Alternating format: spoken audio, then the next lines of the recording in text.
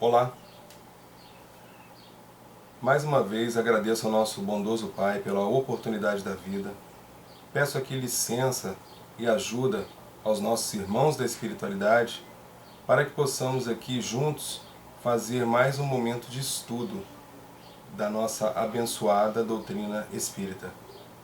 Hoje nos foi oportunizado estudar o Livro dos Espíritos, capítulo 2, das penas e gozos futuros.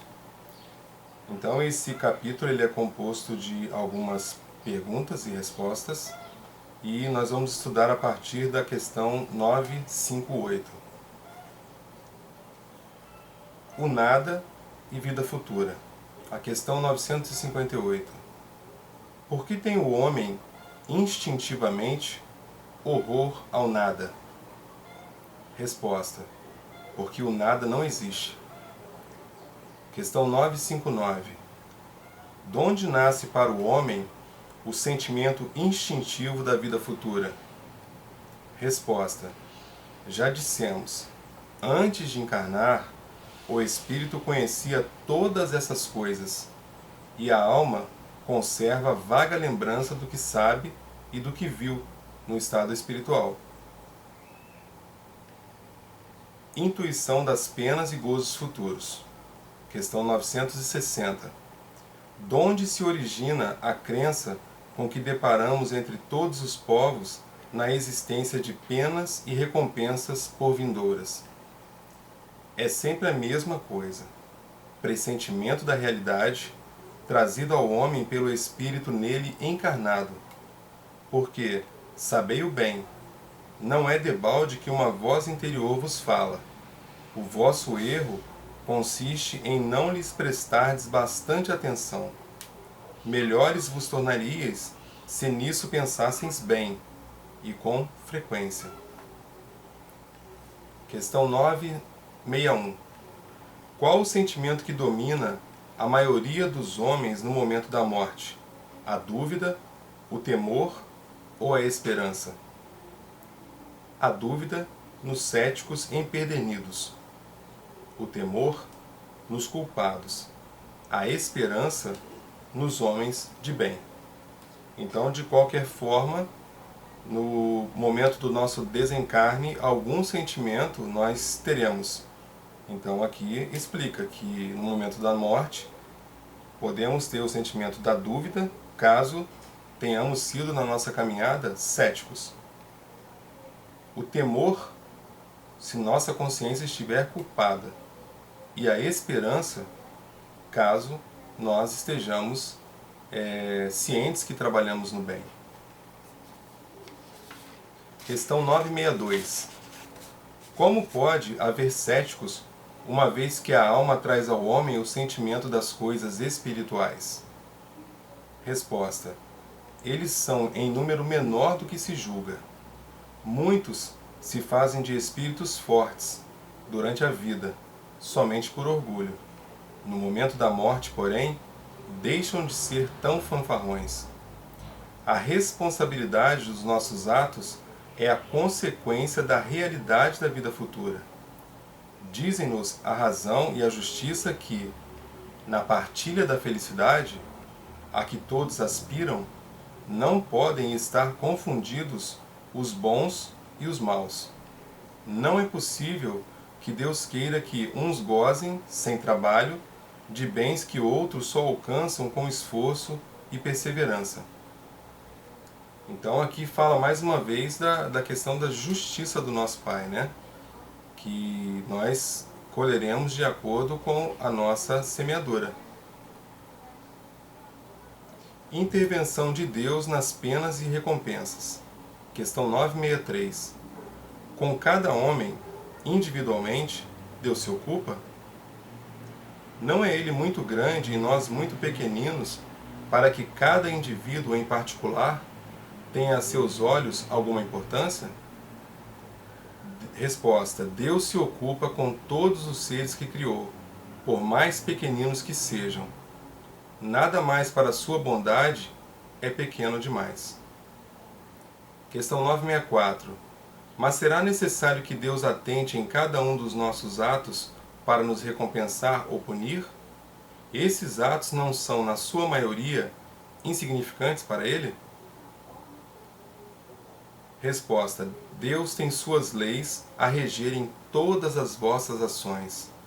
Se as violais, vossa é a culpa. Indubitavelmente, quando um homem comete um excesso qualquer, Deus não profere contra ele um julgamento, dizendo-lhe, por exemplo, foste guloso, vou punir-te. Ele traçou um limite. As enfermidades e muitas vezes a morte são a consequência dos excessos. Eis aí a punição. É o resultado da infração da lei. Assim em tudo. Natureza das penas e gozos futuros. Questão 965.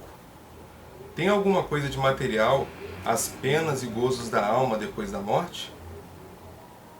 Resposta: não podem ser materiais, diz o bom senso, pois que a alma não é matéria.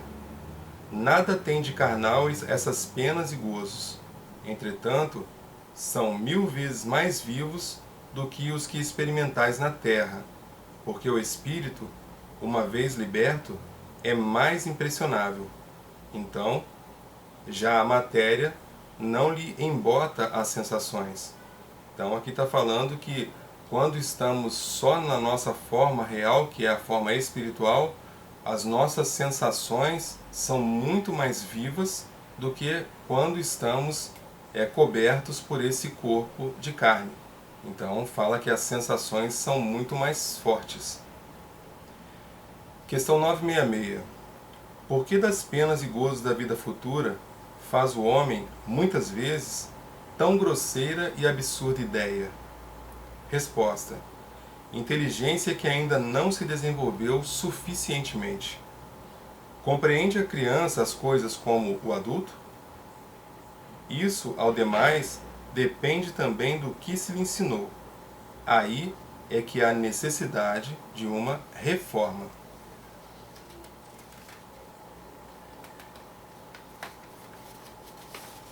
Questão 967. Em que consiste a felicidade dos espíritos bons? Em conhecerem todas as coisas, em não sentirem ódio, nem ciúme, nem inveja, nem ambição, nem qualquer das paixões que ocasionam a desgraça dos homens. O amor que os une lhes é fonte de suprema felicidade. Não experimentam as necessidades, nem os sofrimentos, nem as angústias da vida material.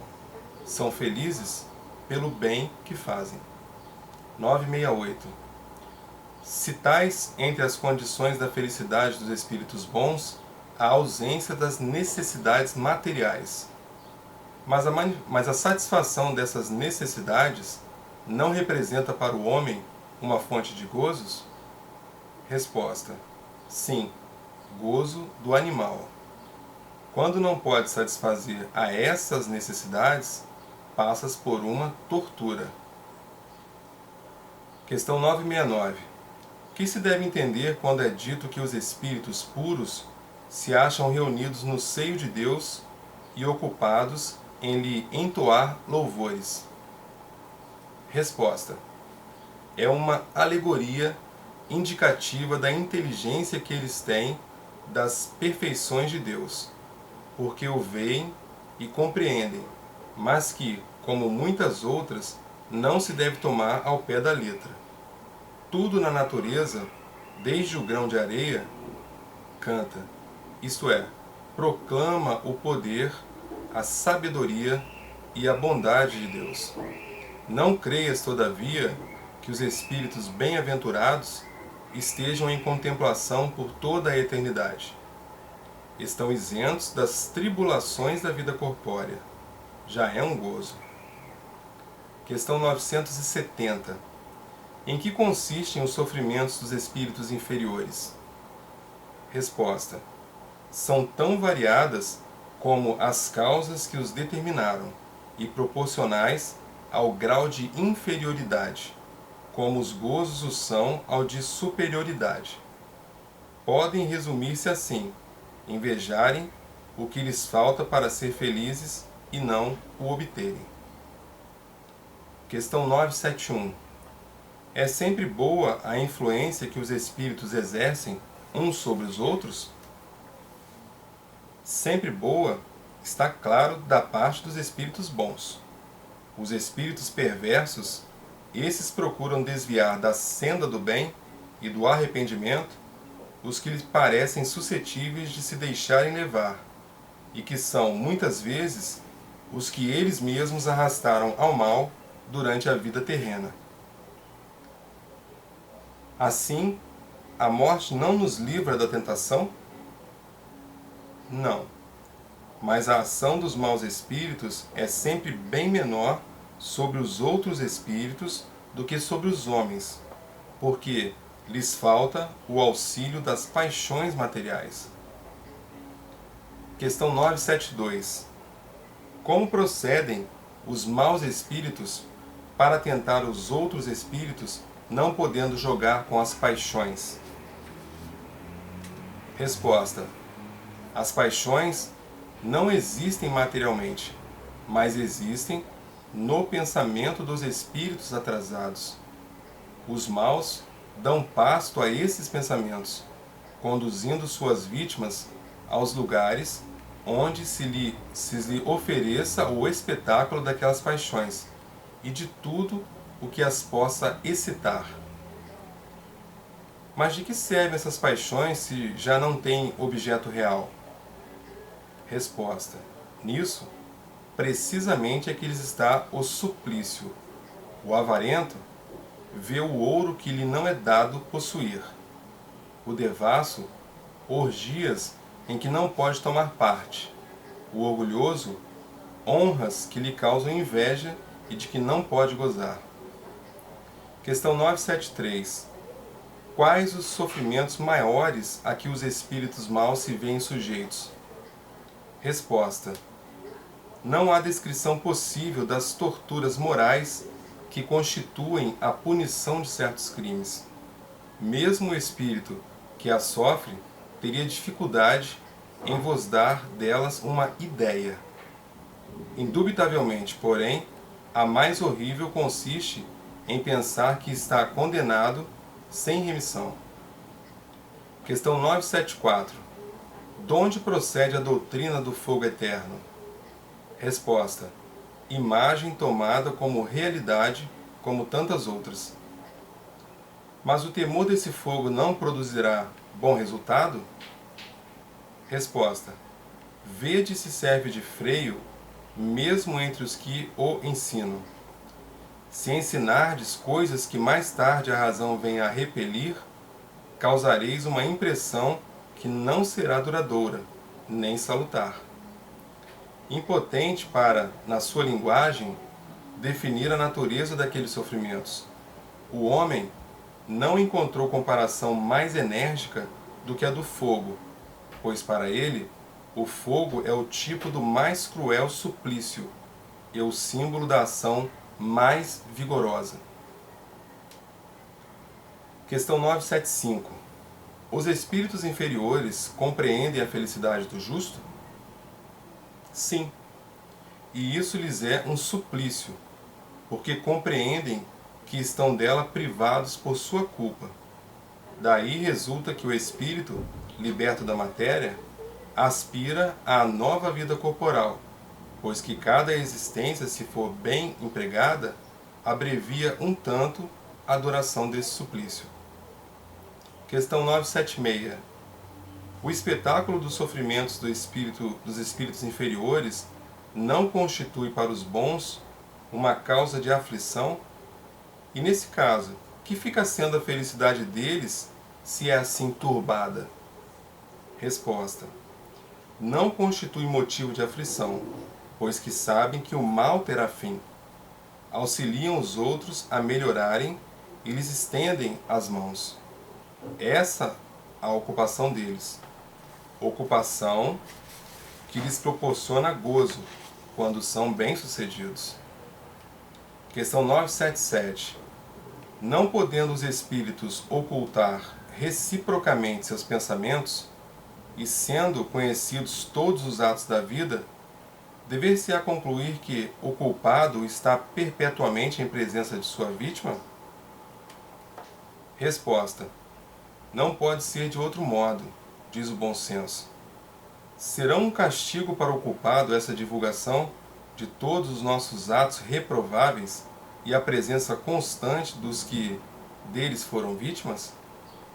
Resposta: maior do que se pensa, mas tão somente até que o culpado tenha expiado suas faltas, quer como espírito, quer como homem, em novas existências corpóreas. Questão 978. A lembrança das faltas que a alma, quando imperfeita, tenha cometido, não lhe turba a felicidade, mesmo depois de se haver purificado? Resposta: não, porque resgatou suas faltas e saiu vitoriosa das provas a que se submetera para esse fim. Questão 979. Não serão para a alma causa de penosa apreensão que lhe altera a felicidade as provas por que ainda tenha de passar para acabar a sua purificação? Resposta: para a alma, ainda maculada, são. Daí vem que ela não pode gozar de felicidade perfeita, senão quando esteja completamente pura. Para aquela, porém, que já se elevou, nada tem de penoso o pensar nas provas que ainda haja de sofrer. Questão 980. O laço de simpatia que une os espíritos da mesma ordem constitui para eles uma fonte de felicidade? Resposta: os espíritos, entre os quais há recíproca simpatia, para o bem encontram na sua união um dos maiores gozos, visto que não receiam vê-la turbada pelo egoísmo. Formam no mundo inteiramente espiritual famílias, pela identidade de sentimentos, consistindo nisso a felicidade espiritual, do mesmo modo que no vosso mundo vos grupais em categorias e experimentais certo prazer, quando vos achais reunidos. Questão 981. Com relação ao estado futuro do espírito, haverá diferença entre um que, em vida, teme a morte e outro que a encara com indiferença e mesmo com alegria? Resposta: muito grande pode ser a diferença. Entretanto, apaga-se com frequência em face das causas determinantes desse temor ou desse desejo. Quer a tema, quer a deseje, pode o homem ser propelido por sentimentos muito diversos, e são estes sentimentos que influem no estado de espírito. Questão 982. Será necessário que professemos o Espiritismo e creiamos nas manifestações espíritas para termos asseguradas a nossa sorte na vida futura? Resposta: se assim fosse, seguir-se-ia que estariam deserdados todos os que não creem ou que não tiveram ensejo de esclarecer-se, o que seria absurdo. Só o bem assegura a sorte futura. Ora, o bem é sempre o bem, qualquer que seja o caminho que ele a conduza. Qualquer que seja o caminho que a ele conduza. Penas temporais. Questão 983. Não experimenta sofrimentos materiais o espírito que expia suas faltas em nova existência? Será então exato dizer-se que, depois da morte, só há para a alma sofrimentos morais? Resposta: é bem verdade que, quando a alma está reencarnada, as tribulações da vida são-lhe um sofrimento, mas só o corpo sofre materialmente. Falando de alguém que morreu, costumais dizer que não mais sofrerá. Nem sempre isto exprime a realidade. Como espírito, está isento de dores físicas, dependendo, porém, das faltas que tenha cometido, pode estar sujeito a dores morais mais agudas e pode vir a ser ainda mais desgraçado em nova existência. Questão 984. As vicissitudes da vida são sempre a punição das faltas atuais? Resposta: não, já dissemos. São provas impostas por Deus ou que vós mesmos escolhestes, como espíritos antes de encarnardes, para expiação das faltas cometidas em outras existências, porque jamais fica impune a infração das leis de Deus, e, sobretudo, da lei de justiça. Se não for punida nessa existência, sê-lo-á necessariamente noutra. Eis porque que vos parece justo, muitas vezes sofre. É a punição do seu passado. Questão 985. Constitui recompensa a reencarnação da alma em um mundo menos grosseiro? Resposta: é a consequência de sua depuração. Porquanto, à medida que se depuram os espíritos, passam a encarnar em mundos cada vez mais perfeitos, até que se tenham despojado totalmente da matéria e lavado de todas as impurezas, para eternamente gozarem da felicidade dos espíritos puros, no seio de Deus. Questão 986. Pode o espírito que progrediu em sua existência terrena reencarnar alguma vez no mesmo mundo? Resposta: sim, desde que não tenha logrado concluir a sua missão. Pode ele próprio pedir-lhe seja dado completá-la em nova existência, mas então já não constituirá para ele uma expiação. Questão 987. Que sucede ao homem que, não fazendo mal, também nada faz para libertar-se da influência da matéria? Resposta: pois que nenhum passo dá para a perfeição. Tem que recomeçar uma existência de mesma natureza que a precedente. Fica estacionário, podendo assim prolongar os sofrimentos da expiação. Questão 988. Há pessoas cuja vida se escoa em perfeita calma, que nada precisando fazer por si mesmas, se conservam isentas de cuidados. Provará essa existência ditosa que elas nada têm que expiar de existência anterior? Resposta: conheces muito bem dessas pessoas? Enganas-te se pensa que as há em grande número. Não raro, a calma é apenas aparente. Talvez elas tenham escolhido tal existência, mas, quando a deixam, percebem que não lhes serviu para progredirem. Então, como preguiçoso, lamentam o tempo perdido. Sabei que o espírito não pode adquirir conhecimentos e elevar-se, senão pela atividade. Se adormece na indolência, não se adianta. Questão 989. Pessoas há que, embora não sejam positivamente más, tornam infelizes pelos seus caracteres todos os que se acercam. Que consequências lhes advirão disso? Inquestionavelmente, é a resposta: essas pessoas não são boas. Expiarão pelo seu proceder, pela visão daqueles a quem infelicitaram, valendo-lhes isto por uma expropriação. Depois, noutra existência, sofrerão o que fizeram sofrer.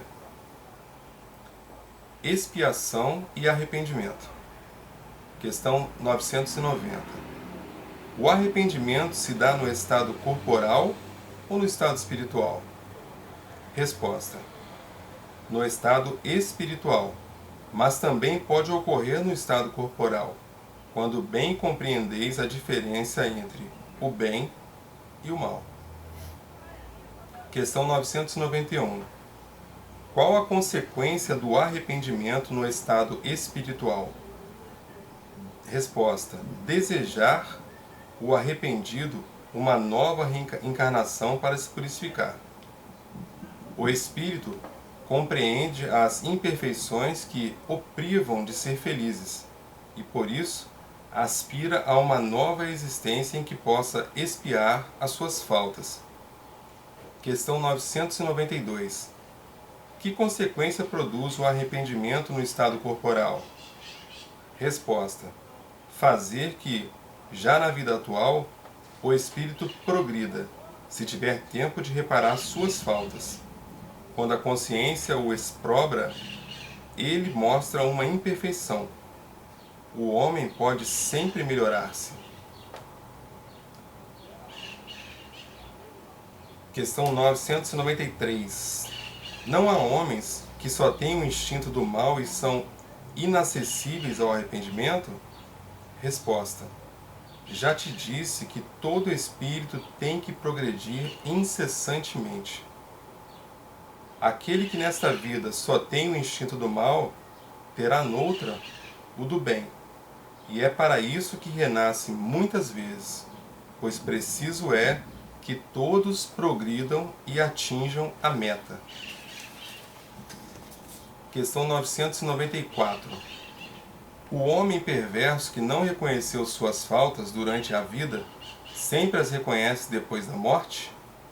Resposta: sempre as reconhece, e então mais sofre, porque sente em si todo o mal que praticou, ou de que foi voluntariamente causa. Contudo, o arrependimento nem sempre é imediato.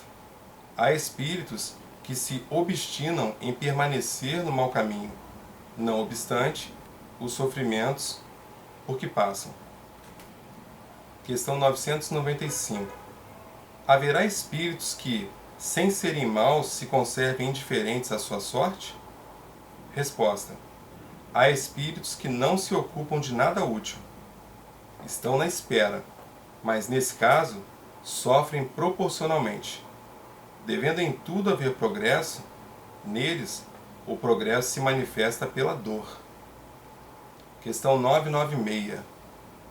Pois que os espíritos veem o mal que lhes resulta de suas imperfeições, como se explica que haja os que agravam suas situações e prolongam o estado de inferioridade em que se encontram, fazendo o mal como espíritos, afastando do bom caminho os homens? Resposta: assim procedem os de tardio arrependimento. Pode também acontecer que, depois de se haver arrependido, o espírito se deixa arrastar de novo para o caminho do mal, por outros espíritos ainda mais atrasados. Questão 997. Vêem-se espíritos de notória inferioridade, acessíveis aos bons sentimentos e sensíveis às preces que por eles se fazem.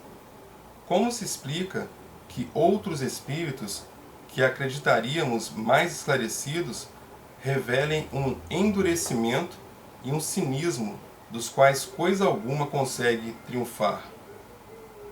Resposta: a prece só tem efeito sobre o espírito que se arrepende.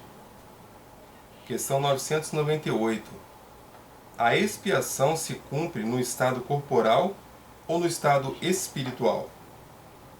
Resposta: a expiação se cumpre durante a existência corporal, mediante as provas a que o espírito se acha submetido, e na vida espiritual, pelos sofrimentos morais. Questão 999. Basta o arrependimento sincero durante a vida para que as faltas do espírito se apaguem e ele ache graça diante de Deus? Resposta: o arrependimento concorre para a melhoria do espírito, mas ele tem que expiar o seu passado. Questão de número 1000. Já desde esta vida, poderemos ir resgatando as nossas faltas? Resposta: sim, reparando-as. Mas não creais que as resgateis mediante algumas privações pueris, ou distribuindo em esmolas o que possuídes, depois que morrerdes. quando de nada mais precisais. Deus não dá valor a um arrependimento estéril, sempre fácil e que apenas custa o esforço de bater no peito. A perda de um dedo mínimo, quando se esteja prestando um serviço, apaga mais faltas do que o silício suportado durante anos, com objetivo exclusivamente pessoal. Questão 1001. Nenhum mérito haverá em assegurarmos para depois de nossa morte emprego útil aos bens que possuímos? Resposta. Nenhum mérito não é o termo. Isso sempre é melhor do que nada. A desgraça, porém, é que aquele que só depois de morto dá é quase sempre mais egoísta do que generoso. Questão 1002. Que deve fazer aquele que, chegando a hora da morte, reconhece suas faltas, quando já não tem tempo de as reparar? Basta-lhe, nesse caso, arrepender-se? Resposta. O arrependimento lhe apressa a reabilitação, mas não o absolve. Duração das penas futuras. Questão 1003. É arbitrária ou sujeita a alguma lei a duração dos sofrimentos do culpado na vida futura? Resposta. Deus nunca obra caprichosamente, e tudo no universo se rege por leis, em que a sua sabedoria e a sua bondade se revelam. Questão 1004. Em que se baseia a duração dos sofrimentos do culpado? Resposta. No tempo necessário a que se melhore. Questão 1005. Ao espírito sofredor, o tempo se afigura tão ou menos longo do que quando estava vivo? Resposta. Parece-lhe antes mais longo. Para ele não existe o sono.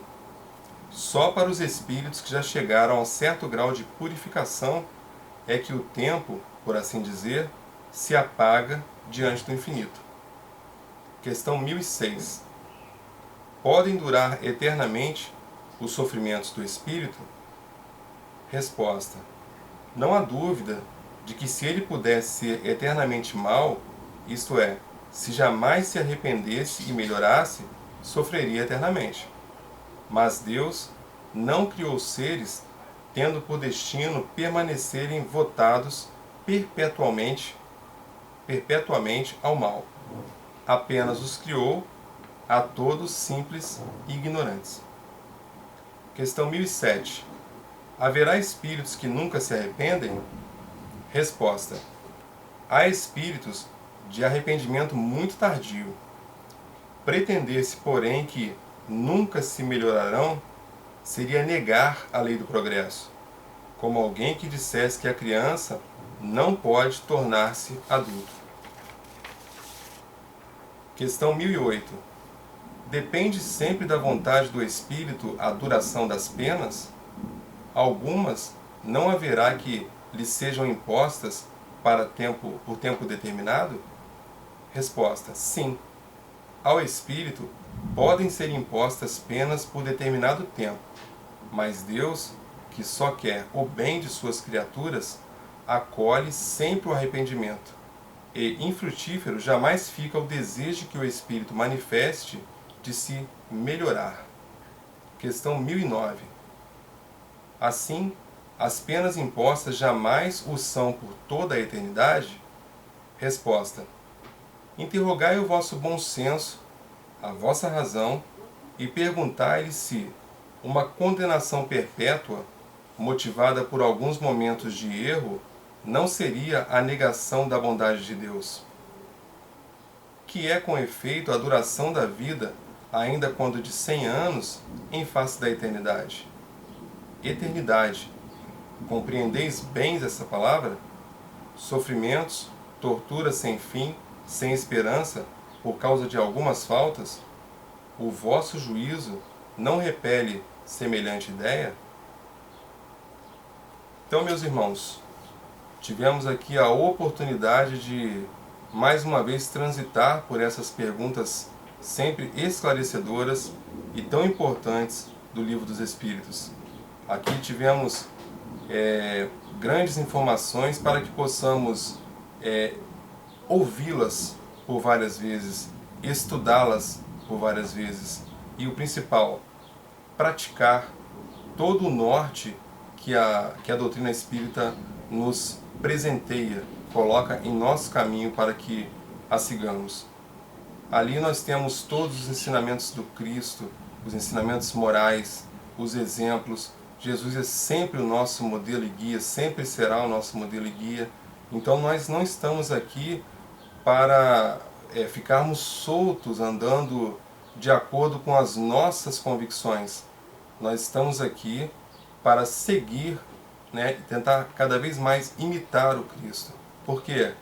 Nós não estamos no mundo a passeio. Nós retornamos em reencarnação para que pudéssemos nos melhorar, como foi dito em várias perguntas dessas que eu li nesse dia.